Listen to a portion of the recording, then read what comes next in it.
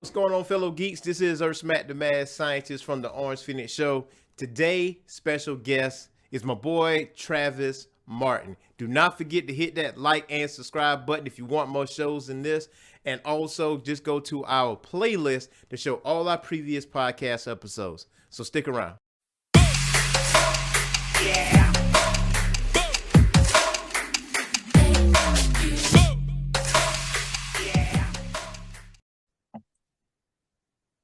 Yo, what's happening, everybody? It's your boy, Earth Mac, the mad scientist, and I got my boy, the hiking guru, the mountain man, the movie star. I called my man, Travis Martin. What's going on, bruh? What's happening, brother? What's happening? Thank you for having me. Hey, man, look, it was a long time coming. I know you was an avid listener of the show, and and I know I know I was supposed to have you on the show maybe last week or so, but we had scheduling conflicts and all that other stuff. But hey, man, you the mountain man. But I always ask this question though. Just my first question. I always gonna ask my guests. What was your geeked out moment? When did it start for you? When did it say you know what? I'm gonna follow this through.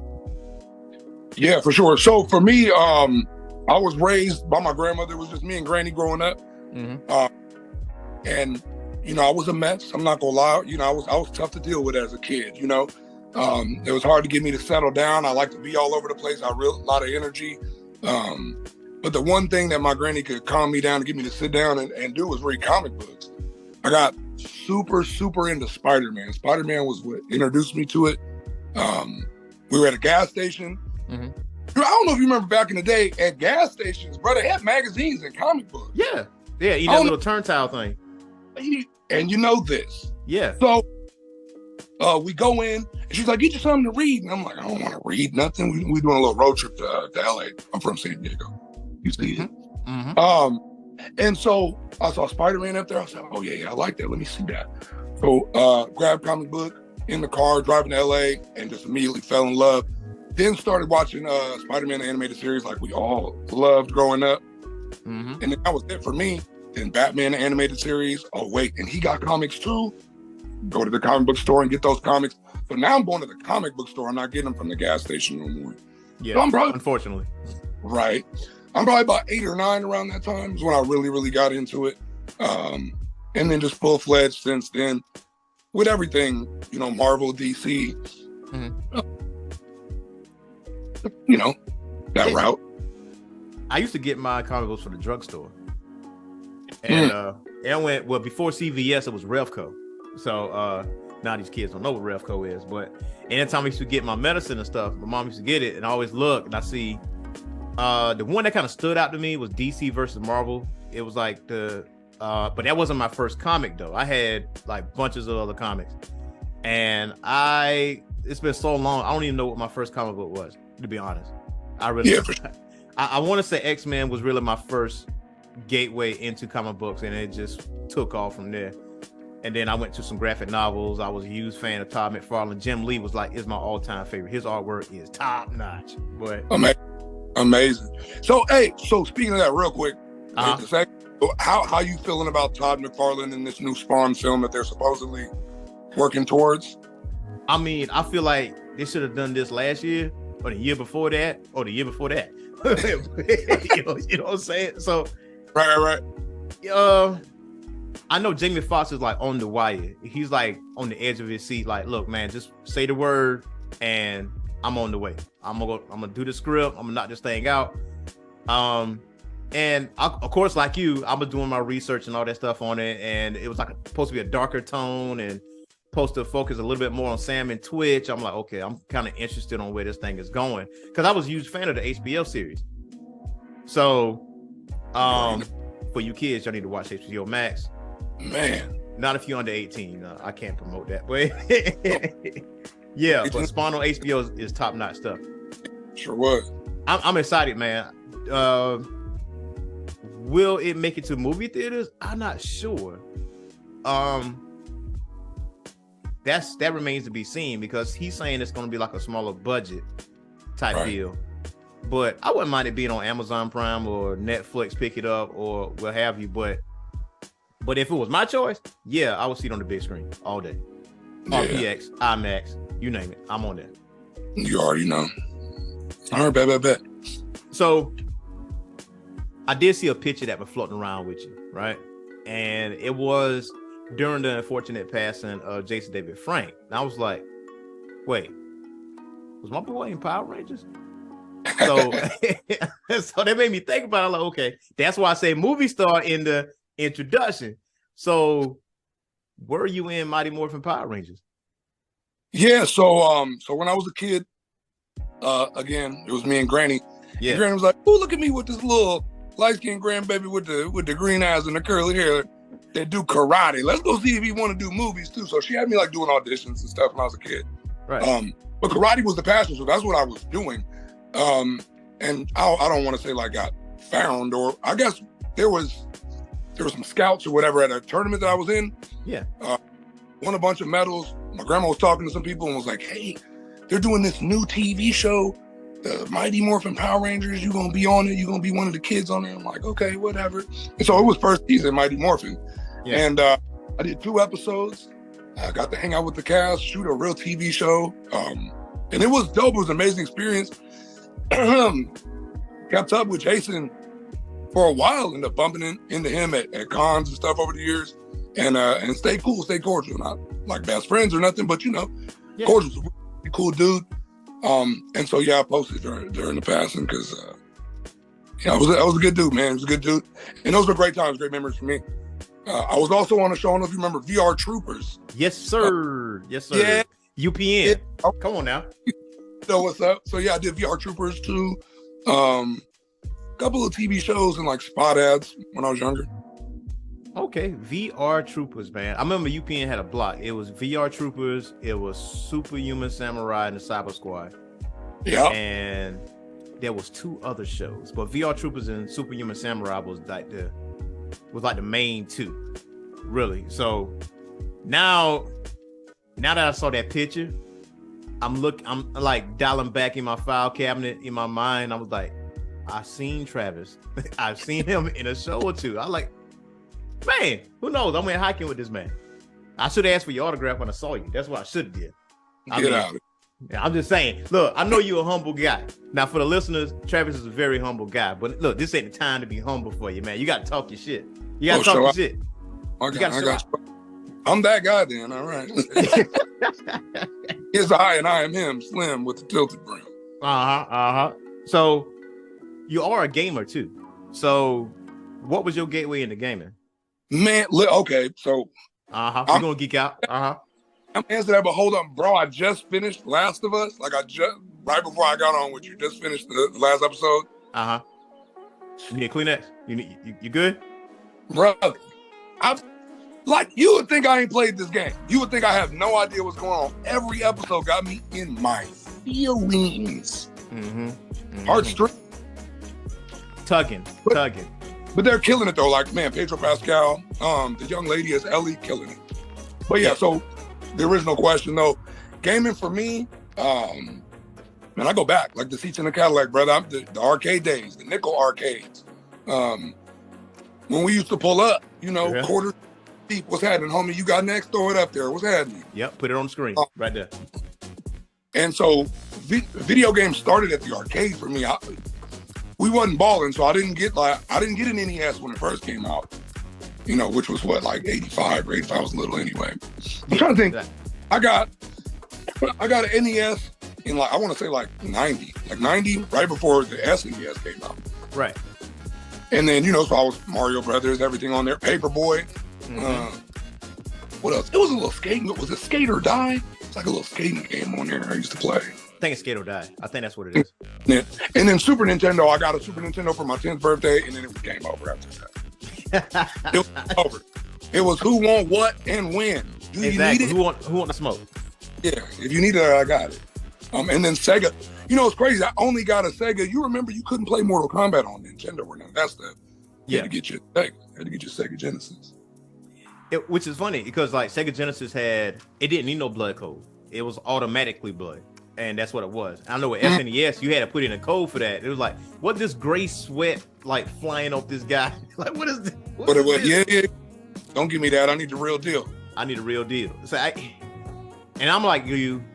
My first console was the NES, and I remember I got that for Christmas. And I used to go to arcades too. Aladdin's Castle. That was one of the names of one of them joints.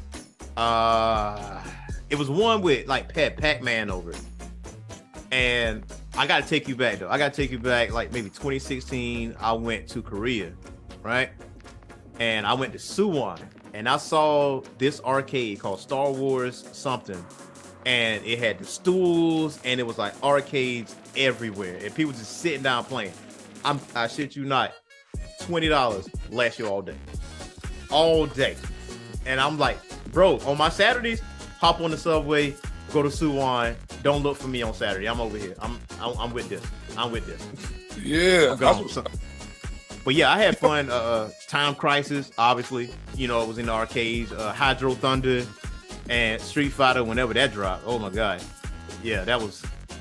Yeah, the fighting games is where you could see me. So like I grew up in San Diego, like I was saying earlier. And you know, peace and love to all my brothers and sisters of every race.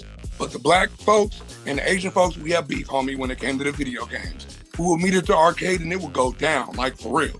And so the fighting games, I was like, come see me, homie. What's happening? What y'all need? So Tekken, come get it. Oh, okay. Killer Instinct, do you need it? Because I got it. I got it. Okay. Combat, Street Fighter 2, we was ready. We was with it. So those were like the arcade games where I was really going to be there. I know you do remember. Let me not even question it. Remember that Ninja Turtle arcade game, that 4-player? That was. Yes, sir. Yes, sir. Yeah. Who was your guy, though? Who was your guy on Teenage Mutant Ninja Turtles? All right. So my guy at heart is Michelangelo. Mikey. My man. My man. That's my man. But the thug in me, I always want to go with Raphael. That's my man. You know, and he read out, you feel me? Yeah, you know, he was read out. He was a thug in the group. He was a thug in the group. He, you know, if you wanted smoke, you holler at Rap. He wasn't playing. But Mikey's my guy, though, because he's just so fun, loving, and that was my dude. And the pizza lover of the group, too. And he's like, he's the most talented out of all the turtles. You know, got him. According to Master Splinter. So, you know, like, hey, if you take yourself seriously, you can beat all your brothers. He was like, which is funny because I'm pretty sure you read The Last Ronin, right? So I was like, everybody trying to speculate, like who's the surviving turtle and all this other stuff. And my thought process was like, it's got to be Mikey. It has to be Mikey. Had to be. Like, he's the one that has the character growth. You know, Ralph is too easy. He's always angry. You know, Leo is too easy because he's gonna feel the only deep way you can get into it is if I fail my brothers as a leader. That's the only way. Donnie is with his smarts, so it's Mikey is the only route you could go. It was Mike for me the whole way. I already knew it. Like, there's no way it was gonna be anybody else. Just because it's almost, remember that art mirrors life, and it's always gonna be the little brother, man, that you taught and that you trained up and that you built up, always looked up to you. If you're gonna fight for you, he's gonna fight, gonna come back with all the smoke. I loved it. I love that run. Now the question is though, you remember the original Teenage Mutant Ninja Turtles on the NES where you had to pause and switch turtles or whatever during the game? Yep. Did you ever beat that game? No. No. Did anyone? No. I'm gonna tell you, last year I beat it for the first time. Yes. When I tell you I shed a thug tear, like this game is tormenting me for so long because you lost so many turtles in the bomb stage. Like, come on, man. So now, all right, I will say this. There is a Cowabunga collection, like on PlayStation. I know you heard about it dropping. So the original game is on there. So, well, actually, all the Teenage Mutant Ninja Turtles games are on it. So from Game Boy, the arcade, the SNES, Nintendo, the Sega Genesis, every single game is on there. In the Turtles layer, they got the comic book covers, the all the cartoons that was on there up until, you know, most recent. So you can unlock that stuff. And also it has enhancement. So you can do, you know, you can up your continues, or you can have infinite lives, or there's a mid-save point. You can save, like, you know, you got to go somewhere, you can save it, you know. Well, that's what's up. Now, if you give me the original Nintendo version, Hell nah. It's a wrap. It's that and Battletoads. You can throw those away, man. Ooh, Battletoads. You know what though? I don't remember who I was talking to about this, but I would love to see a Teenage Mutant Ninja Turtles game almost in the same vein as how they made the Arkham series. Oh, yeah. Yeah, I'm down with that. Because it's all Warner Brothers. That's what I'm saying. Let me get that. Let me get that dark, gritty, good action, like good fighting mechanics type of game for the Ninja Turtles. Give me that. Man, I feel like that game would sell like hotcakes. That's what I'm saying. But you know, Nickelodeon got their hands in it now, so I don't think it's gonna be dark and gritty. But why not? I do like Disney over here dropping rated R. Deadpool 3 about to be rated R. That's Disney now. Easily. Facts on facts. And I was like, come on, just give us that. Just give us that dark gritty. Because that's what it originally was. You know, exactly. Shredder didn't last past the first issue, if I ain't mistaken. Like, I think they murked that man. Like, right off. Yeah, done. They're killers, homie. What are you talking about? Like, I'm like, they done done away with this man a long time ago. Give me the dark version of it. Like, and there's a place for it all, right? Everything's the multiverse now, so there's a place for it all. Yeah. In every universe, right? We're kind of dibbling and dabbling with everything. I just think it'd be a cool take for some of the older Turtle fans. You know, we're all grown now. We all in our late 30s and 40s now. Yeah. Yeah, we can stand that. We can. I mean, hell, we could stood that back in the day. If we got a dark and gritty, which we kind of got that in the 1990 when it first came out? The first Turtle movie? Yeah, or was it 89? I want to say 89. It could be 90. Yeah. Second one, it was definitely like in the 90s. That was like 91, 92. Yeah, they definitely, because I noticed they lightened it up. So they wasn't using their weapons like that because parents was complaining and all the other mess. We wasn't complaining. He was all in the kitchen with knives like, yeah. Like strapping stuff together like Erskine, what you doing in the kitchen? Nothing. Nothing. Put a knife down. Put a knife down. You bring that broom? No, what you talking about, Granny? You just grab the broom because that's the safest thing you could have because it wasn't sharp, you know, which is kind of odd because, you know, Donnie didn't have a sharp object, but Mike didn't either. But Mike was dangerous with his. So, nice. I mean, he was using combat cold cuts. So it's what it was. It's what it was. But how you feel about the Seth Rogen joint? Like, I know you've seen like the voice casting drop for it. Like, how you feel about that joint dropping? I haven't paid no attention to it, honestly, bro. Honestly, really, I haven't paid no attention to it.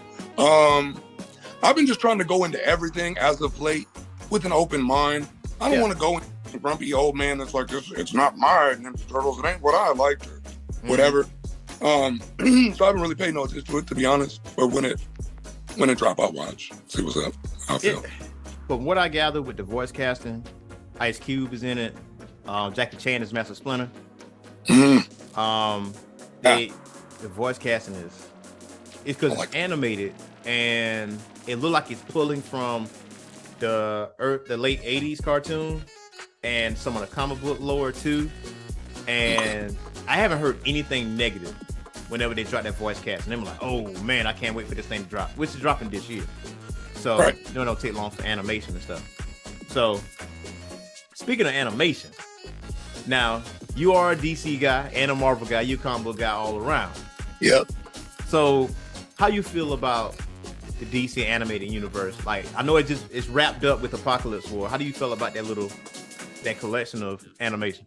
Bro, I love DC animated. I just wish, I'm one of them dudes where I'm like, man, if only we could translate what they do in the animated world to live action, I'd be so happy. Easy. I need to play the organ because you're preaching right now. Because, I mean, I'd just be so happy, bro. I don't understand why we are not using the same writers, same script, and just translating the live action. Literally rights, it's there. It's there. It's there. Honestly, I feel like everything in DC animated from like, I'm gonna go a year because there's just so many like really good films in it. I'm gonna say everything DC animated from like 2012 up is just fire. I mean, I could go further back and do like some of the Batman movies, which were amazing. Yeah. The run that they've been on for the last decade has been top tier. Yeah. I can't think of any of the DC anime off the top of my head that I didn't like. Whereas Marvel, and like for me at least, not to poop on it for everybody else, but for me, nah, I think the only Marvel animated film I was two, and that was Ultimate Avengers, the first one, and the Punisher and Black Widow one. That's the only one I really did like. Now, when they did the Marvel anime joints with Blade and X-Men, I actually kind of dig those. That's when they did that synchronization with Japan. The last thing I can think of Marvel animated that I liked, honestly, like into, would have been everything in the 90s, man. Yeah. X-Men, which I know, what they got X-Men, I think they're calling it 97, right? X-Men 97 coming out on Disney Plus this year. Yep. Mm-hmm. So I'm excited to see that because X-Men animated was top tier. That was it, homie. And the rewatch on it, I mean, even now. And then think of just the generation of kids that even watched it just as memes, like you remember, or when they was making fun of Charles. Yeah. Charles, you did all that screaming and stuff. This is the 4th grade. Charles used to go through it, man.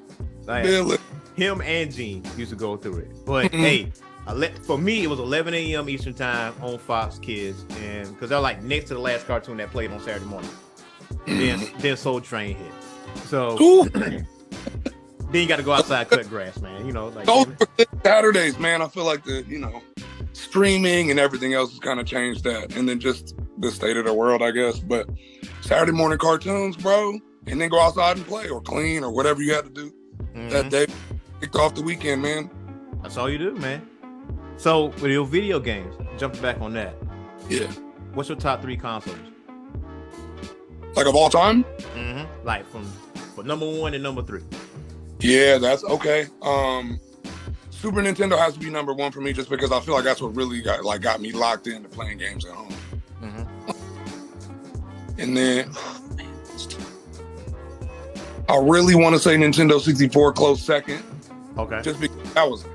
Now I wasn't in college at the time. It's gonna sound old. I was in college for Nintendo 64. I wasn't, but we played Nintendo 64 when I was in college. Yeah, go exactly. I'm like, bro, we was doing it, homie. GoldenEye was so serious. Like we took that shit super serious. And then PlayStation, bro. I just had to pick one. I guess. I'm gonna say 3. I'm gonna go PS3. Even though my son bought me a PS5, y'all, for my birthday like 2 years. Yeah. Okay. And I was gonna get one because I was like, man, my kids getting older. It just wasn't a priority for me. And I don't game like and I went to Hawaii for my 39th birthday for the first time tonight. Came back and my son was like, "Dad, got you something?" I was like, "Oh, let me see." Opened it up. The tears, brother, the tears. So the PS5 holds a special place in my heart. Yes. So let's go ahead and give that the top spot. Last minute. The top spot. Okay. Take over. Yeah, the PS5 gonna be my top one, and then Super Nintendo, and then 64. Let's go that route. Okay. Now with me, see, you had that moment with the PS5. So I'm a gamer all day, and I was talking to my girl about, you know what, I really do kind of want to switch because I kind of like to go somewhere and play some stuff on the go, Smash Brothers, Tetris, whatever. So I'll say like maybe a couple years ago, I was at work, and she's like, you can open it right now. You ain't got to wait till Christmas. I'm like, nah, I'm gonna wait till Christmas because I worked on Christmas Day. So I called it, I opened it up. I'll be damned, it was a switch. Like when I tell you I ran out the room, easy thug tear. I was like, man, I'll play some Mario Kart, some Smash Brothers. I'll immediately start downloading stuff on that thing. So still play to this day. But my top 3 is, and I got to base this off of memories alone. Right. My Sega Genesis got to be my number 1. It gotta be number 1. So good. It's so good. What's your favorite game on Sega? Probably X-Men 2 Clone Wars. Okay. The one where you play with Magneto. Because that was unprecedented. Ooh. You could never play Magneto until that game. So I would say definitely Clone Wars. Comic Zone was my jam too. and I was just beating ass on Street Fighter 2 Championship Edition. I was just those were my top 3. Sonic 2 is my honorable mention because I played that like till like the ends and the cartridge look all brown. That's how bad I played Sonic 2. I was on that. 1965 917. That's the code the jump stages. I still remember that joint to this day. Man, said stay ready. Stay ready. So Sonic is my number 1. I'm sorry, Sonic. Sega Genesis is my number 1. Mm-hmm. Nintendo NES is definitely my number 2. I had a lot of fond memories on that. My favorite game on there, it has to be 2. It's obscure. Street Fighter 2010, the Final Fight, and Super Mario Brothers 2. I was a Mario Brothers 2 guy. That was my top. Hey, I knew it was somebody out there. I was just talking to somebody about this, bro. I'm like, listen, Super Mario Bros. 2 was the business. What are you talking about? Thank you. Because a lot of people just jump on 3, right? I'm like, 3 is cool. I like 3, but I just like the ingenuity of Mario 2. And you didn't have no fire powers. You had to really think about what you were gonna do. Like I played all the stages, knew the warp zones, where to go, and it just stood out. That was my jam. And Shadowgate. I used to play Shadowgate a lot. If you never played Street Fighter 2010, I don't remember it. It is Capcom. The main character is Ken. So Street Fighter 2 didn't even come out yet. You just had Street Fighter 1 where Ryu and Ken, the arcade version, and Sagat was the last guy, and Jesus, he was a hard boss to beat. But anyway, it just moved it up way into the future. Like Ken got cybernetic enhancements. He like Mega Man on steroids. He got these shades. Yeah, I don't remember that at all. Yeah, and I played Street Fighter at the arcade. Yeah. And obviously on console, I definitely remember playing it. But Mortal Kombat was my jam. I mean, I got a Mortal Kombat thigh tattoo. I mean, like it's that serious for me. So for Mortal Kombat, I followed Mortal Kombat more than any other fighting game. So that was on. In fact, did you like the movie, the last one that just came out? You watch it? Yeah, I appreciate the movie. You know what I'm saying? Like, so me and my co-host had a debate, right? He said Annihilation was better than this. I'm like, you gotta be smoking. Don't do that. Don't do that. You gotta be smoking, man. I'm like, did you see Annihilation? Like, that was back terrible. then, okay, we was hyped about it because it was Annihilation, right?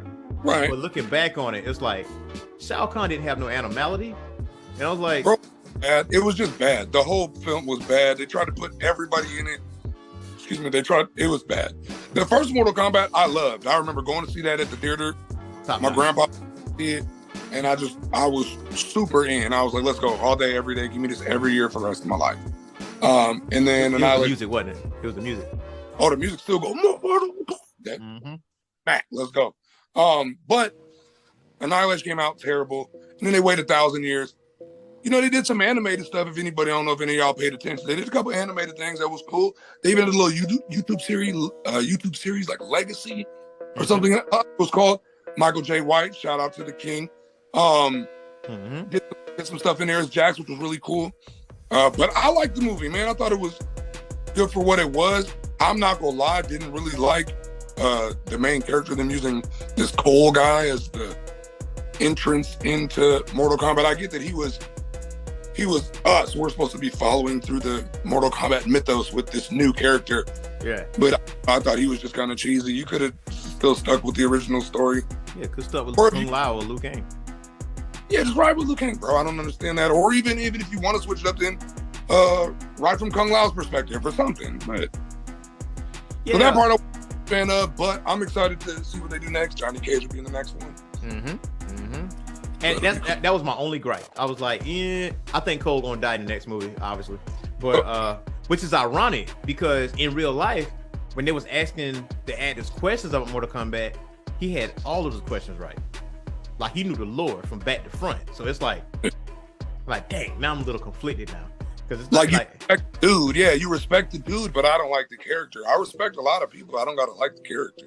Exactly. So I was like, man, I liked it for what it was because it was rated R. You had the fatalities in there, and that's what I wanted it for. I was like, he said. So he asked me, he said, so you just happy with the fatalities? I'm like, yeah, basically. I'm like, I want to see somebody's head get ripped off. Like, I want to see arms get ripped off. That's just, I didn't see that in the 95 movie, even though that's top tier to me. Right. I'll say, well, it could have been 10 times better if you would have moved it up to rated R. And he was like, it was blood and gore in the first movie. I'm like, not really, because not compared. Not comparatively, right? Because Scorpion didn't bleed; he just bled lava.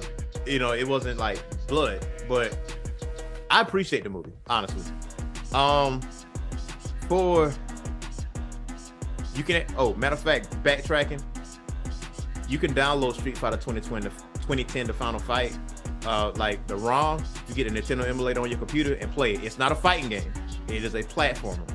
So the music is top tier. You got unlimited continues. It's top tier. Yeah, I'll do it just for that, just for some good video game music. Easy stuff, man. Easy stuff. So my number 3 console. I thought about this before the show because I know I was going to ask you this question, and I knew that question would get reciprocated. I gotta say PlayStation 1. The first one was so good, dude.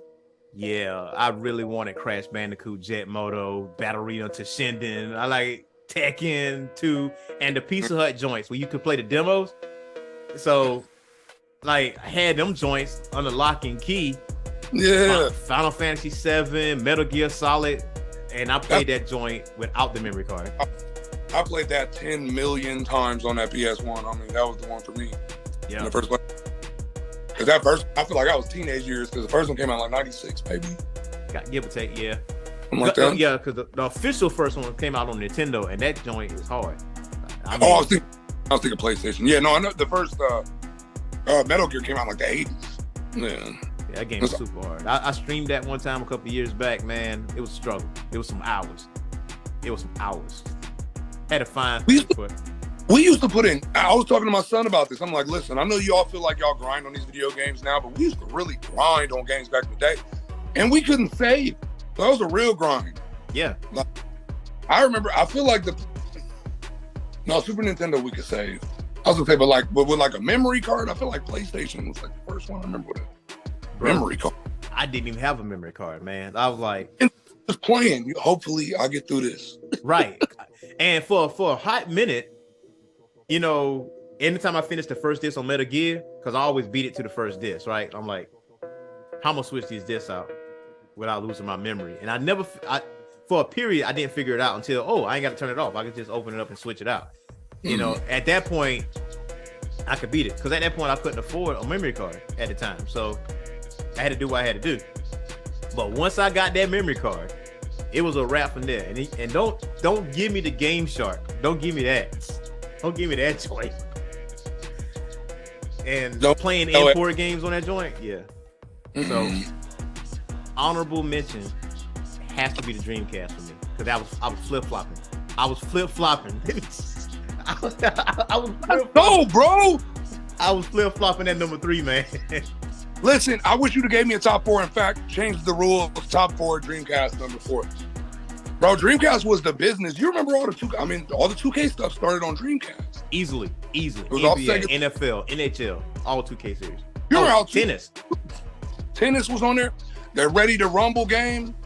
Yep, round 1 and 2, Dead or Alive, Soul Calibur, Sonic Adventure 1 and 2. Bro, what was the name of this game? Please tell me you know the name of this game. I want to. Man, I can't remember. It starts with an S, bro. It's an Asian dude. It's the 80s. He got like. That was my game, bro. I was so into that game. Bro, I was working on the docks, working the forklift, bro. I was doing them for hours. Trying to do that work, man. Trying to get this overtime out here. I gotta solve this case, but let me get this bread right quick. Funny though, yeah, for real. Bro, I used to love that game. Yeah, Dreamcast for sure. Now, you know Shenmue is on PlayStation. You can get Shenmue 1 and 2. I think 3. I think my son told me about it. He was like, "Dad, that game you be talking about on here." Yeah, you gotta cop that. I mean, I probably should. Dreamcast was ahead of its time, man. I had Marvel vs. Capcom 2 on that joint. Yep. Capcom vs. SNK 2 on it. Now, I'm such a Sega head. Like, I have the Dreamcast emulator on my laptop. I got a Sega Dreamcast in the man cave over here. So, I still got yeah, still got that joint. So because we got a retro game store like down the street. So I was like, let me get that Dreamcast off your homie. And let me get a couple of these games right here. Let me get that VMU memory card because I'm gonna need that. So and I'm such a retro gamer. I saw Super Famicom, like Japanese Super Nintendo. So bought that joint because I feel like the Super Famicom looked better than the Super Nintendo by looks, just by the aesthetic. But Dreamcast was just ahead of its time, man. I played the absolute bananas out of that thing. Yeah, it was super good. Until I got the original Xbox, and once I realized you didn't have to use a memory card. You can put custom soundtracks on that joint. Yeah, I did play that first Xbox, the first Xbox and Xbox 360, and then after I got a PS3, I haven't been back on Xbox since then. Yeah. 360 was my threshold. That was it. And then I kept getting that damn red ring of death or red eye, whatever the hell that shit was. I sent that thing back like 3 times. I got 3. So I used to work at, it's GameStop now, but Electronic Boutique or EB Games. And they told me that the red ring of death, there's like these crossbars in the Xbox. It holds heat that will cause the red ring of death. But if you go inside it and you move the crossbars like this, it released the heat and the red ring is solved. I was like, damn, I didn't know that. So, but fortunately, I never caught the red ring of death. And I take that back. I caught it at the end of the 360 life, where I was going to get another console anyway. So it didn't really affect me either way. My first one lasted for a minute, and then boom, red ring. Maybe after 2 or 3 years, maybe 4 years. Then I sent that, got another one, and it was back to back. And I was like, all right, bro, let me go get a PS3. Yep. Time to go to Sony. But anyway, I was like, whatever, bro. Time to go to Sony. Yep. I got my money. So, my bro, we're going to play a game called This or That. Okay. So based off your interest or our mutual interest, you got to go. Can't do both. You got to choose one. Ooh, yeah, I know the rules. Thank you. All right. All right. Sonic or Mario? Oh, that's disrespectful. Why you start with that? How you start with the disrespect's out of this world. Oh man. Yo, so Sonic is my son's like absolute favorite, bro. Like that's my son's absolute favorite video game character. Mario's like my childhood, bro. It is. And probably my son's second favorite. We've argued about this before. Oh man. All right, I ain't gonna hold you. I gotta go Mario. Oh. Okay. Respect. Hey, trust me, I wrecked my brain too, because as I written it down, I was like, that's tough. Dang. I gotta go with Sonic mainly because Michael Jackson had something to do with that soundtrack on Sonic 3. And I was like, yeah, I gotta go with Sonic.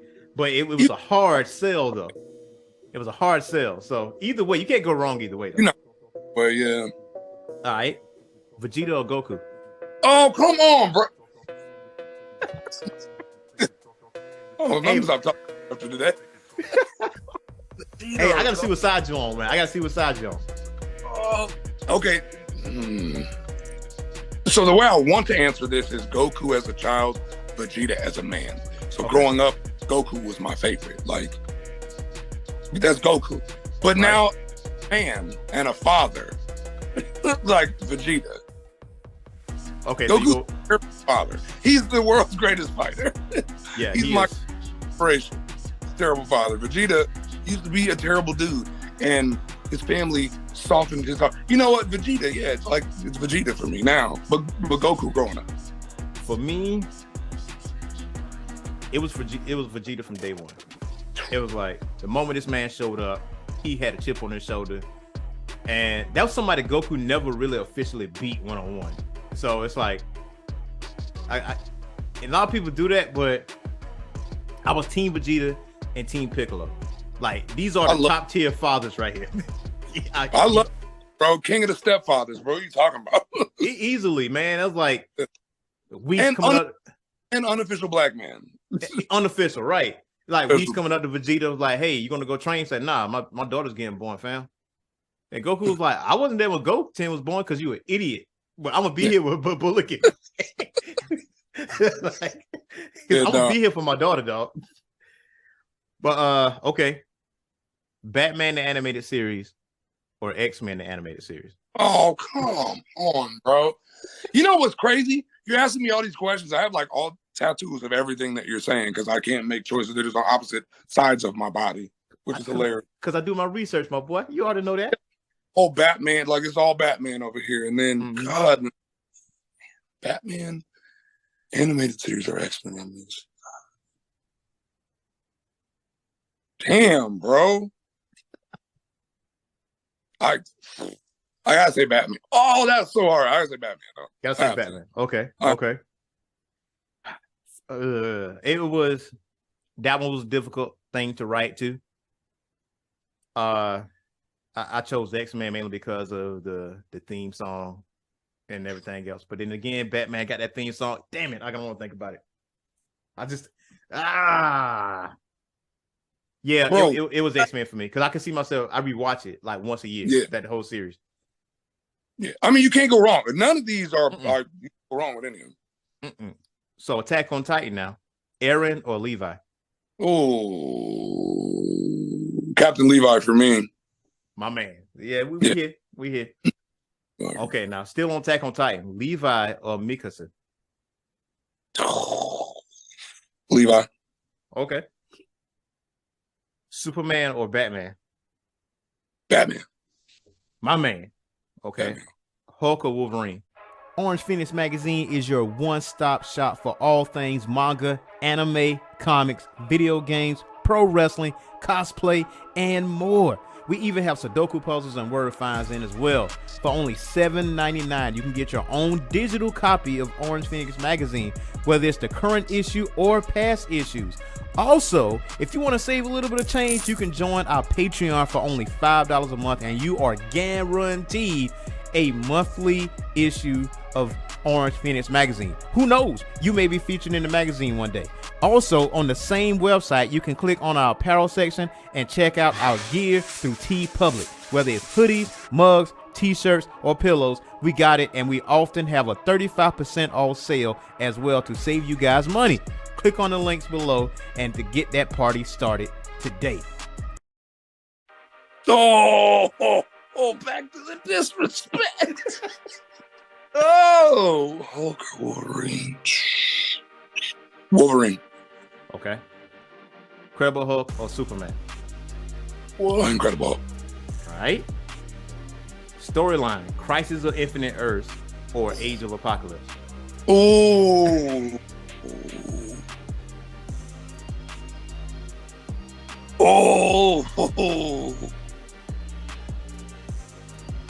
Crisis on Infinite Earth. Yeah. All right. Yamcha or Chaozu?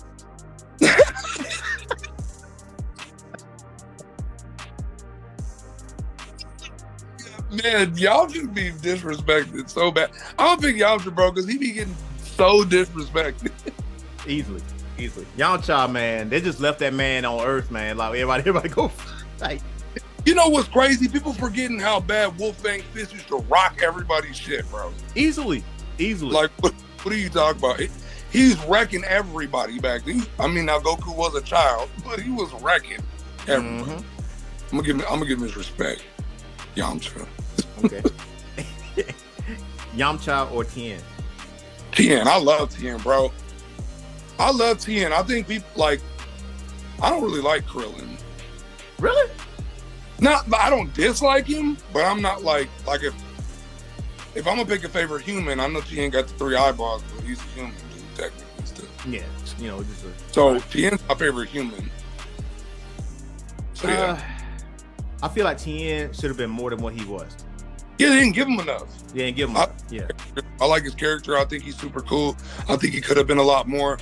I think that Tri-Beam was let your ass have it. Yep. So, now, I ain't gonna lie now. I was putting in work with him on Dragon Ball FighterZ, man. I used to call Chaozu, the clutch on dude back, gone. Oh yeah. That's it. They don't never see it coming. These dudes just fly off screen, man. That's it. Bulma or Chi-Chi? They're both so annoying. Uh, Bulma, because Bulma's a badass, though, kind of. You know what I mean? So yeah, I mean, she tamed Vegeta, man. Like, yeah, Bulma.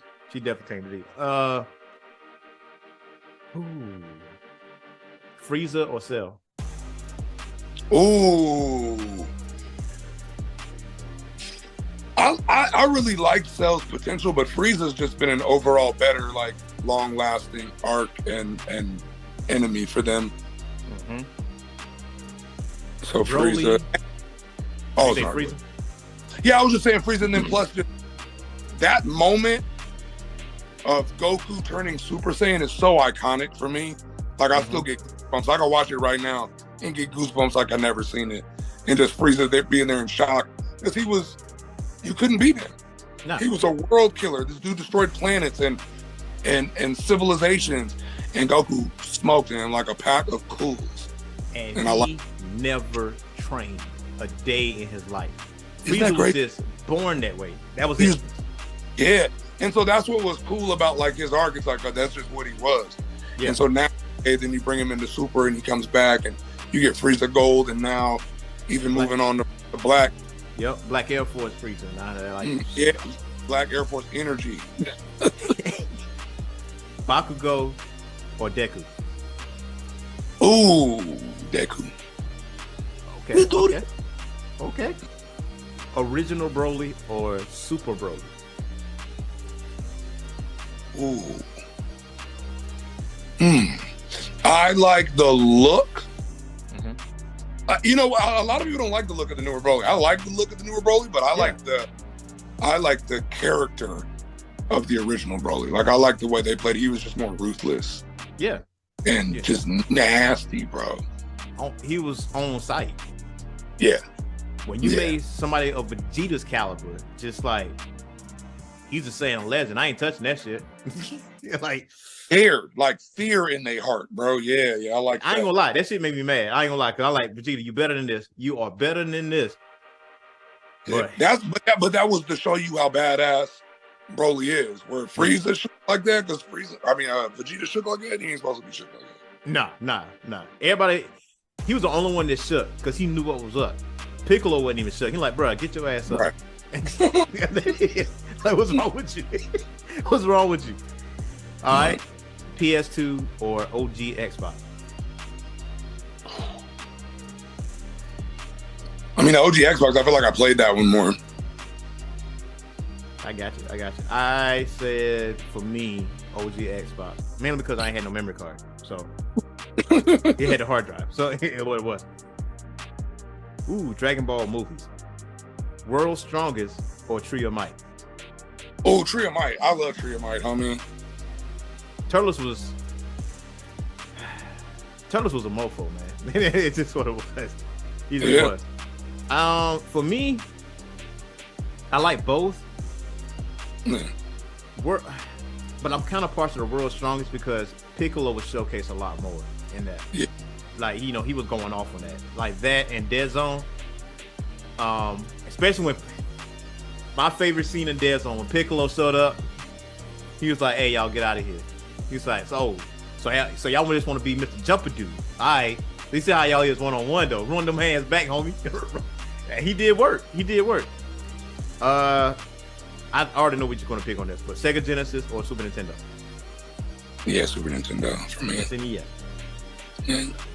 But I love them both. Okay. Hulk Hogan or Ric Flair? Oh.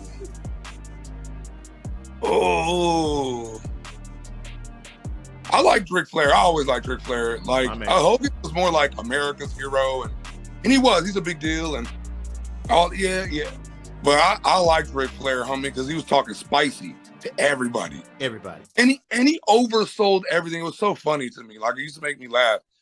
How you would never see somebody get hit and fly 300 blocks away. Nah, you never see that. You would never see that. Most ridiculous. And the woo, obviously. Woo! He is the GOAT. Yeah, we'll go with Rick. Stone Cold Steve Austin or The Rock? Oh, that's so hard. That's tough. Now, we've had some tough ones on here, sir. Damn. I was just arguing with somebody about this the other day, like who's the best on the mic from the Attitude Era, and this is who we ended up with. We stopped at these two. Those two, yeah.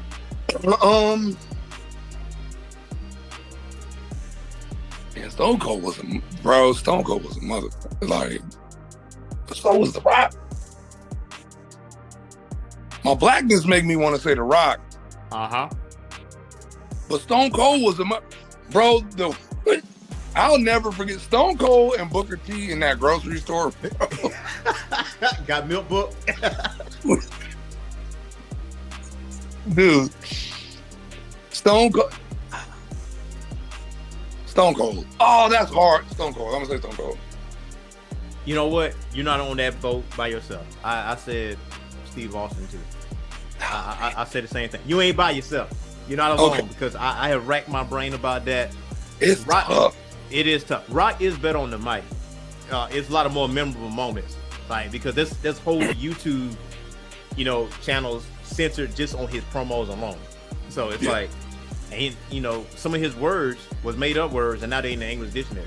So it's like, I was like, okay, by mic standards, it's The Rock. But I think with Austin, what he did for the Attitude Era is like I wouldn't say he single-handedly did it, but he definitely was at the point of it. He was just so good on both sides as the face and the heel, bro. He played both so well. Yep. Rock did too. That was just tough, but yeah. That's a tough one. It really is. Shawn Michaels or Bret Hart? Oh, well, you know what? No, actually, that one's not hard for me. It's going to be HBK. Okay. I figured you're going to choose HBK. I figured that. Yeah. You know what's crazy, though? On all the video games back in the day, I used to always pick Bret the Hitman Hart because that sharpshooter was nasty. Easy. He's a technical genius. He'll break you down. Yeah, game over. I mean, and that pink and black and that whole, the Hart Foundation, they were tough. But HBK, homie, that music, I still play that shit. In fact, just so everybody in the world knows real quick, back-to-back NBA fantasy champion, 3-time NFL fantasy champion, and that's what I walk into all of our meetings with, or draft days with my belts, and I play HBK's theme song. Hey, man, thick and cute. I'm sexy. And I flexed and I got all the girls wild. I got the looks. So that makes sense now, because I remember I took a picture in Afghanistan. I did the HBK pose, and you was one of the first person to chime in. I said, I see you with the HBK pose. I'm like, okay, this is HBK fan right here. Bobby Lashley or Brock Lesnar? Ooh. I don't like Brock. I don't like him. So I'm gonna go Bobby Lashley just on the strength of that. Just go straight to Bobby. Yeah, but you can't deny what Brock's done. I feel like their careers kind of paralleled a little bit. Yeah. Both did MMA, both dominated MMA. They come back. They actually fought each other. They had a little feud, and Brock never officially won that feud. The end of that feud was just him kicking Bobby in the nuts, because he couldn't escape the lock that Bobby put him in. How long did Bobby hold the belt for? Because they gave Bobby the belt, right? Yeah, they gave him the belt. He held it for, I want to say, about maybe 4 months, maybe, at least. It wasn't like a long run, because Roman Reigns been holding that title for like 2. I was about to say, I know Roman's had it for a minute. Yeah, 2 years plus. So, yeah, he beat everybody ass. That's what it was. That's what it was. Macho Man or Hulk Hogan? Macho Man. My man. Oh yeah, brother. Yeah, I see. You know what's crazy? I love Macho Man, the wrestler. Yeah. But Macho Man as Bonesaw in the first Spider-Man with Tobey Maguire, is my damn homie. I got you for 3 minutes. 3 minutes of playtime. Bonesaw is ready. I think his mic skills is crazy. Like, he has his own segment with promos and stuff. Like, I go back and look at him because it's so hilarious. I think one of my favorite ones is he had the broom, and he just kind of was just doing that in the screen with the broom. Like sweeping professional wrestling completely clean. And he just dropped it. Like, look at the video scope right now. Look at the video scope. He was so good. So good. Sting or DDP? Ooh, that's a good one. Because I like Diamond Dallas Page. I mean,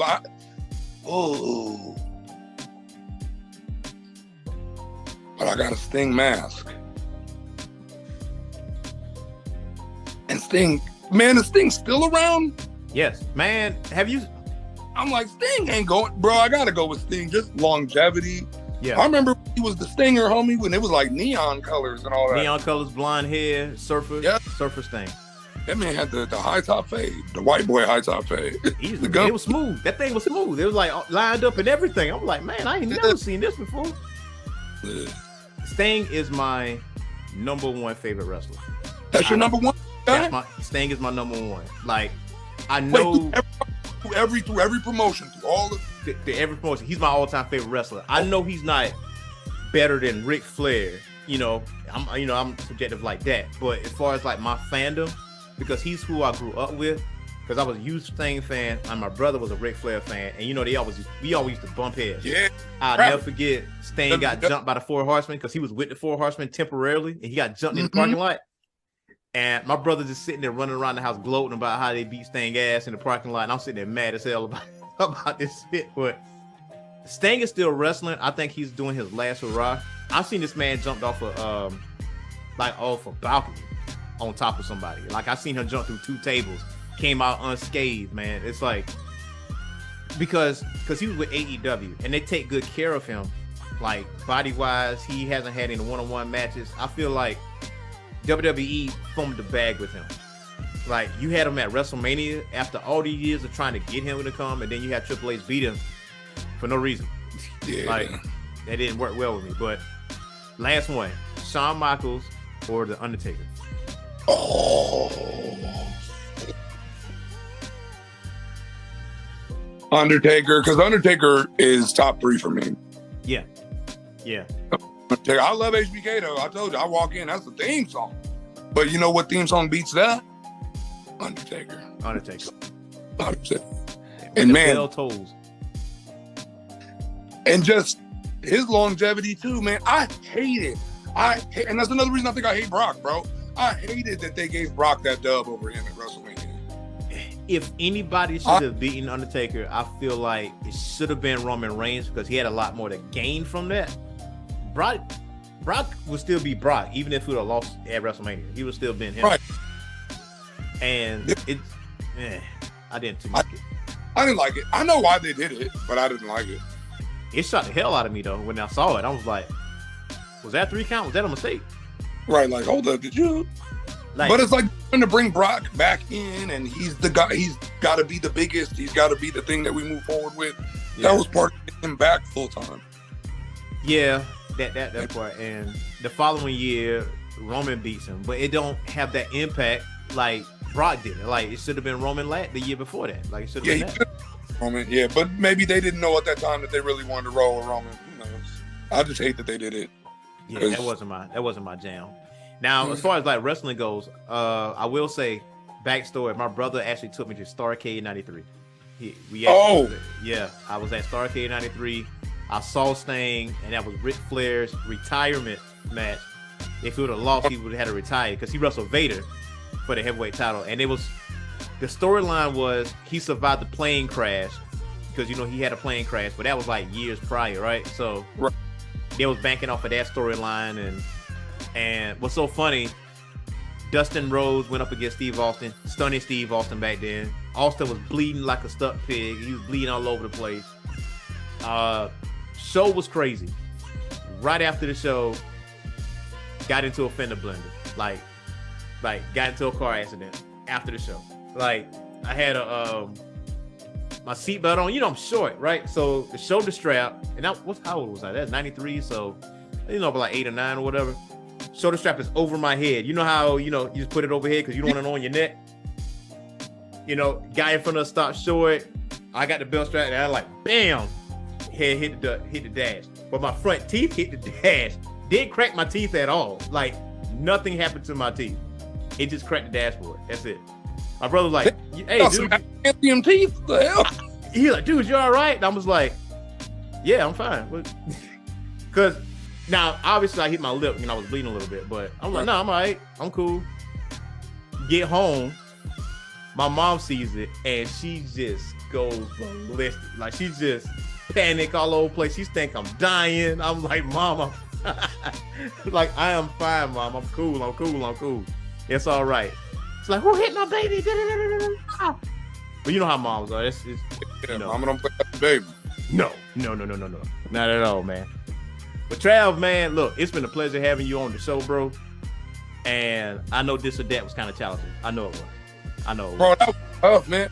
And thanks for having me. We gotta do this more often, just in general, brother. Love talking to you, catching up, talking nerd stuff. Oh yeah, all day. Definitely want to have you on the show again, probably next month, man, because there's a lot of stuff coming out. I know this month, as far as March is concerned, that movie 65 is out. You know, Creed 3 is, was out, and I think Shazam is coming out in like 4 days. Yeah. So, what you think about that Shazam movie before we go? What do you think about that? I don't know, bro. So from what I'm seeing and reading, this is going to be the last of everything DC that was, and that Flashpoint moving forward is going to open up to what DC will be moving forward with James Gunn and them. So I don't know what to take it as. Is it going to be like Elseworld? Is it tying in? Is it tying up loose ends? I don't know. I think the premise is they're fighting against the gods, right? Yeah. We'll see. I've heard that Shazam is part of that new storyline, and the Aquaman movie is too. So I guess I don't know how they gonna do this, brother, because so if Aquaman's moving forward, but Flashpoint's gonna reset everything, and they've been, I don't know if you've been seeing the hints towards Momoa playing Lobo. Yeah. How he that's part, I really don't know how that's gonna work, because and they're Superman, a younger Superman, so how you bring the old Aquaman in? So I'm interested to see what Flashpoint's gonna do. I think it shakes it all up, obviously, and it's got to be so good. I don't mean to hold you. I know we're about to end. No, we're good. It's got to be so good, because Ezra Miller was walking around Hawaii knocking people out, drunk on all the cocaines.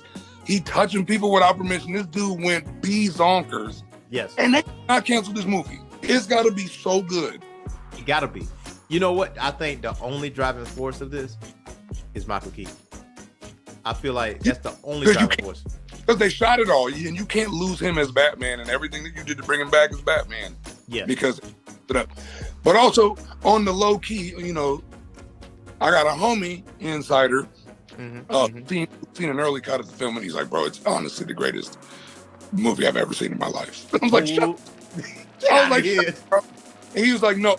So he told me this because I don't like spoilers at all, but he was like, "Remember how we felt when we saw Winter Soldier?" I was like, "Yeah." He said, "Like that times 10." I said, "Oh."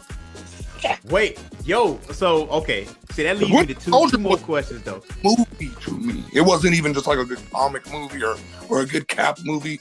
That was a well-written, well-acted, directed movie, like cinematic experience. Winter Soldier is my top MCU movie. That's my number one. I move stuff around, but it's top 3 for me. It'll never leave top 3. Yeah.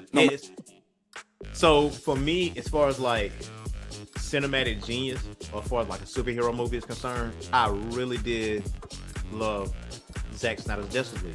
I like how it was. I love that shit. And I was like, man, this is a superhero masterpiece, man. I like why we can't just go with this. And what was it? Was it 3.5, 4 hours? I feel like I remember sitting and watching for a long time. It was like long. 4 hours. Yeah, it's 4 hours long. And I wouldn't take a minute away from it. I wouldn't take a minute. I hate that they are not going in that direction, or at least leaving it open as an opportunity, because that did the movie so right. It made me completely forget about the first version, which is good, because that was bad. Trash. That was so bad. But it's so crazy to see.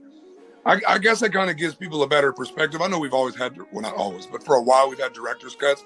But to see that director's cut and see the theatrical release, 2 completely different films. completely different movies. That's like, crazy. How do you shoot all the same stuff in just two completely different films? Cyborg was a completely different character. We actually cared about people in the film. Now I have some background behind them. Yep. So yeah. So I'm sad they're leaving it, but I am interested to see what Gunn's gonna do, because I've liked the Guardians of the Galaxy series. I like the little input he's had on some of the other Marvel stuff. I like that. Peacemaker, or is it Peacemaker? Peacemaker. What is it? Yeah, it's Peacemaker. I feel like with his work with Guardians, right? Because it's, to be frank, nobody wasn't picking up a Guardians comic book. Some people didn't even know a Guardians comic book even existed. But I was aware of some of the characters. I remember the name, but I didn't read Guardians comics ever. Right. It wasn't even the mainstream. You know, it was Spider-Man, X-Men, X-Factor, X-Force. You know, that was, you know, Wolverine. That was it. Where you got to them, yeah, for sure. Yeah. So when that came out, he has a knack for fleshing out obscure characters. Like when he did the Suicide Squad, he pulled out those characters that you typically probably would not see. So then you get this, not Shazam, but Flashpoint. I ain't gonna lie to you, man. When I tell you I shed 2 thug tears when I saw 89 Batman, I was like, man, let me tell you something. I was so hype on this shit. Like, look, I'm cool with Michael Keaton just being Batman in this universe. I don't give a damn. Like, I'm cool with that. I feel like they did it right. And you put Supergirl in that mix. I'm like, oh shit, what is this all about? So, I think it's in good hands. But I'm really, like you, I'm really curious on how they're gonna do Shazam, especially how they do Aquaman. How they gonna work this thing out? And because it's rumored that these 2 movies got something to do with Flashpoint, like something would transpire. It'll all be tied in. It'll all be tied in somehow. How they do that? I really am. I want DC to succeed. Obviously, yeah. I mean, I love DC characters. The animated stuff, like I said, has been good. The comic runs and some of the graphic novels that have spiked off the DC stuff has been some of my favorite. Yeah, but cinematically, as of late, I mean, and like you said, Batman '89 and Batman Returns, bro, those childhood classics. I mean, those are amazing. But I'm interested to see what they're doing moving forward, and I just hope it's good. I don't even want to like Marvel. I hate that everybody tries to compare the two. There's room in the world for both. Yeah. I just want quality. That's all. It doesn't got to be Marvel. Marvel should be a little bit lighter and more fun and upbeat and more kid friendly. DC has always or traditionally been significantly darker. And it has been. Like they just finished the Dark Crisis saga like recently, and you know the Justice League is quote unquote dead, but not really dead. But you know, Nightwing was at the crux of it. You know, like no, you're the purest of all of us. You are the beacon of hope for all of us. It's not Superman, it's you. And I was like, wow. And not even like the way Batman was describing that, talking to Nightwing about it, the way he was doing it, I was like, it makes a lot of sense because he's always the optimistic one. He's always the leader one. Everybody used to go to him about shit. He wasn't the most powerful guy. He wasn't Batman, but Batman didn't want him to be him. Like, I want you to be better than me. So I really did like that part. And please just cancel the DC CW show. Like, can we do away with those? Can we do away? Bro, can we do? I just saw a trailer for Gotham Knights, man, and I was like, what? Why are we doing this? I haven't watched any of it in a while, bro. I'm not gonna lie. When Arrow first came out, I liked it. Arrow's lit. Arrow when it first came out, I was like, okay. Mm-hmm. Flash when it first came out, it wasn't the take that I necessarily was a huge fan of, but I was like, okay, all right, that's cool. I can dig it. What else was cool? Black Lightning. I feel like Gotham when it first came out was good. Gotham. I didn't finish. Was legit. I haven't finished Gotham. I started watching that with my girl, and we went through at least 3 seasons. I really appreciate Gotham. I mean, it's on Netflix. Yeah, I really do appreciate it. Now, I think I only watched the first 3 seasons. I meant to ask you this earlier, but since you brought up Marvel and DC, you got to give me your top. I got to make it tough, man. I got to make it tough. Over here trying to make me pick again. I got to make it tough. Give me your top 3 Batman movies. I was gonna put Batman in this or that, but I was like, nah, I gotta make it easy. I gotta give it. My top 3, you know what? Hold on. I gotta actually look. Because I probably own like 15 Batman movies. And there's some really good ones. Mm-hmm. Yeah, top 3. And to make it easy, I'll say live action only. Live action only? That does make it way easier. Okay. Yeah. Because if I do animated, I can think of. Because that's what I was about to go look at. I'm like, bro, you know how many animated Batman movies I have, dog? Like, okay, top 3 Batman movies. Yeah, if you got look at all of these. Because Hush was good. Or Mask of the Phantasm.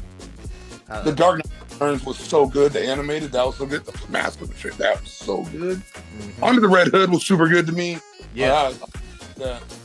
All right, but live action. Okay, live action. I have to do Batman '89 because that like really brought me into like live action comic book movies. You know what I mean? Right. And it made me like Batman animated more too. Yeah. I'm gonna go Batman '89 number 1, Dark Knight number 2 because come on, bro. because come on, really that could be number 1. And then number 3.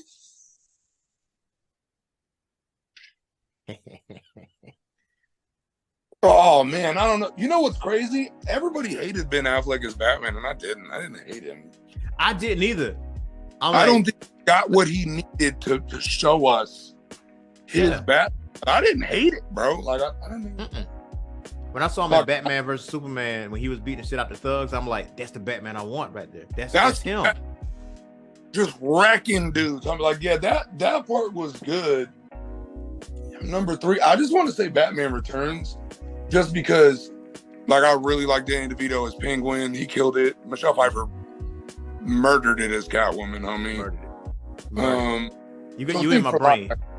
You in my head now because that's my verbatim. That is my top 3. Yeah, I think it has to be that. But I gotta take you. Look at all these anime. I'm about to watch a bunch of anime. Hold up. I'm gonna take you back. I'm gonna take you back on memory lane though. Yeah. You go into the video store. You see Batman '89. Your grandma get you some popcorn. Yep.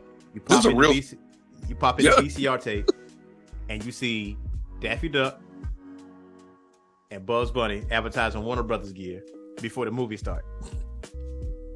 I saw that video a couple of days ago. I'm gonna send that to you. I was like, they about to play Batman '89. That was what they about to play. So yeah, Batman '89 is definitely my top tier. It's still my favorite. I watch Batman Returns every year, Christmas holidays, because it is a Christmas movie. It's a Christmas movie. It is, bro. Driving in the snow of Gotham. Easily. Dark Knight, yes. That's my number 2. A strong number 2. Right. Like the strongest number 2 ever. Strongest number 2 ever, man. Because just like you, I was flip-flopping between 89. I just can't do 89 like that. Because it's the one, bro. So it's like you can't. It's the one. Now as far as animated films goes, it's hard. It's a lot. And I don't even own them all, so I know I'm missing some. Mask of the Phantasm is my number 1. It was really good. Yeah, that was really good. Under the Red Hood. Under the Red number 2. I won. And just because I just like Jason Todd too, bro. Yeah. Like his story. When he dropped the heads in a duffel bag, he like, yeah, these are the heads of your these are heads of your lieutenants. It's your guys. Even though I don't think it's a Batman movie per se, but Batman was in it pretty strong. And it was Assault on Arkham. That was super. Yeah, that's a suicide movie. I just passed it. Yeah. Yeah, Assault on Arkham was top tier to me because Batman was just beating the shit out of people, man. Like he just was doing his thing. So that's not officially. Like Batman's supposed to be dark. I mean, Batman ain't over here having a handshake and no children, bro. But Batman doing everything but killing you. That's why when that dude, I don't remember this white dude's name, but he used to do these like skits of Batman or whatever. It was like Batman or something like that. Oh, Bat Dad? What'd you say? We're talking about Bat Dad? No, not Bad Daddy. It's like Bad Man or something like that. It's like some goofy ass dude trying to be Batman, and he will be killing people, and he'd be like, "He's fine. He's just taking a nap." But dude's got like a batarang in his eye. He dead. He's gone, bro. He's gone. Yeah. Or he shot the dude 17 times. He's like, he's just sleeping. He's just taking a bad nap. He's like, Batman, he dead, bro. You killed him. There was a TikTok dude that when the latest Batman came out, the Batman, he was doing these skits, and it was like just random little petty crimes, like parking in the handicap zone or a dog pooping in the yard or some shit like that. And then Batman just comes out of nowhere, pick up your garbage, and then they stop playing the music, and like you see the first person view of him beating the shit out of you. So, I'm like, this is gold. This is pure gold right here. That's Batman, bro. That's the Batman we need. That's the Batman we need. Like I just work security, man. I don't know who's in here. I don't know who broke in this place, but you're gonna break my arm and my ribs though. All right. Shatter your body. Shatter your whole body. Everything but death. That is it. You'll be alive, but you ain't gonna be moving no time soon. So, all right. Top 3 MCU movies. Oh man. Well, I feel like I just had this discussion too. It's so tough, bro. Now, can I count Infinity War and Endgame as one movie, since it kind of is? Yeah. I'll say. Okay. I always say it is always one movie. Yeah. I feel like it's ending the movie. It goes together, right? Mm-hmm. So I'm gonna say that's my number one, because it's a culmination of 10, 12 years of movies and story, and they did it as good as you could do live action in my eyes. I don't know what they've done any different that would have made it better for me. So that's number one. Winter Soldier are very close to, and then Black Panther, the first Black Panther, because of what it was, what it did, how well it was portrayed. And Black Panther is one of my favorite characters. Also coming from a dude with a giant Black Panther thigh tattoo. One of my favorite characters growing up. I know I'm light skinned, y'all, but I am a black man, and that was my dude. Like as a kid, because I liked Wolverine. Yeah. I liked. I felt like when we was kids, I loved Spawn because he was a black dude. Like it's crazy. Like we didn't have much representation. We do now. Except for like Milestone Comics, reading those, Yep. I remember when Static first came out and had that cartoon, and it was like, oh my God, bro, like, look at this. It's me. Holy shit, it's the young black dude. The normal neighborhood, they got like a normal family situation like us, look like us, act like us, and he got superpowers. That's dope. The representation matters, and so because it was so well done, and I just remember how we all showed up for Black Panther. That's top 3 for me.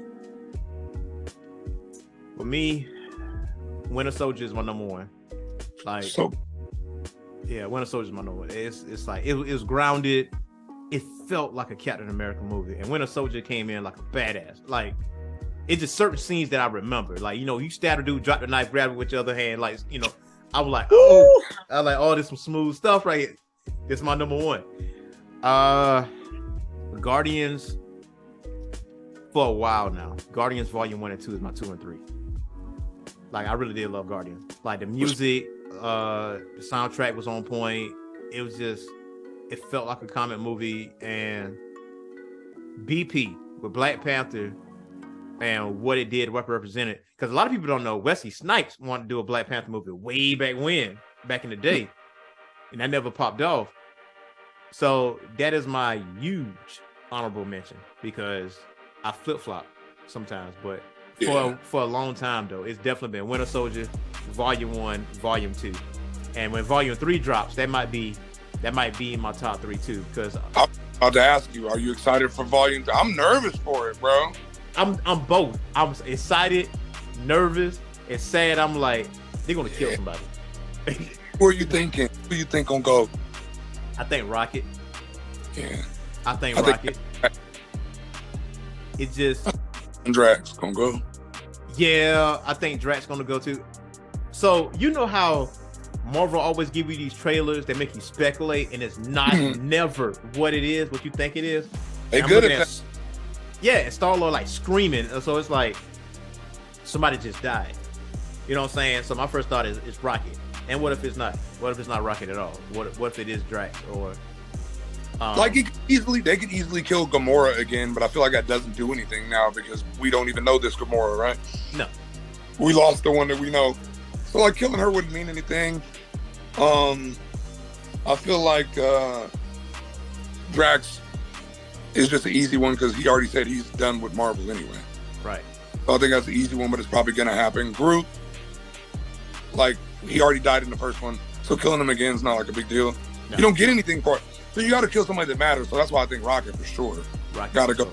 I don't think they kill Star-Lord because that's somebody you use again in like Kang Dynasty or something, or Secret Wars. I think all the rest of them could go. Really, they could. Yeah, I think that they could all get wiped clean. It's so except for Star-Lord, you know. Yeah, and they're gonna add more Guardians. It's just gonna be a new iteration. Like they're not bringing in Adam Warlock to kill him in the first one. Like he's gonna be. So he may lead the next iteration of whatever the Guardians are going to look like moving forward. Right. Man, I am super nervous about this movie. Not because it's going to be terrible, because it won't be. It's going to be a masterpiece. Is James going to last a ride in Marvel? So that's like, it'll be good. Man. Good. It's going to be good. I'm just nervous because I don't know what they do moving forward. You know, it's just one of those things where it's like you hate to see it come to an end, but. You know it has to, so now what? It has to, because, I mean, Thanos did so much damage out here. You know what I'm saying? Like, Gamora is gone, Captain America back home, hanging with his girl, Iron Man is gone, Hawkeye got PTSD, the Avengers is no more. So, as a fan base, not us, but as a fan base, people are like just not giving these newer characters a time of day because they got so used to the 10 years of the other characters. I like anytime there's a big event that happens, you got to build itself back up again. Like it can't just be balls to the wall every single time. It's like then you're gonna be complaining about the story. Right. So like Kang is the big bad, which I hope Galactus is gonna be the really big bad. That's what I hope. I think they could maybe do that at like maybe in Secret Wars, but I feel like that might even be like the next phase, maybe 6 or 7, because Galactus maybe 8. Like not only just literally but figuratively, Galactus is so big that you don't want to waste him on some like at the end of one movie he's it. You got to build up. So if Kang's gonna be it for right now, then every movie, everything that they're doing right now has got to build up to Kang being that guy. Yeah. Did you watch Ant-Man already? Oh yeah. You know, the harass the black man in his own house. You saw that? I posted that the other day too. That had me crying, laughing. Like, we got you, brother. It's all right. I appreciated that movie though. It's like no, I liked it for what it was. I think people. I don't know what everybody's expectations are, bro, but I thought they wanted cameos. Yeah, what it was, and I really enjoyed how it ended because now what? Oh crap! Like now what? It's literally the movie.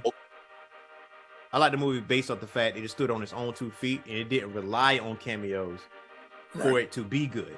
And they were like, "Well, Kang too powerful for Ant-Man." I'm like, "Nah, this is a variant of him."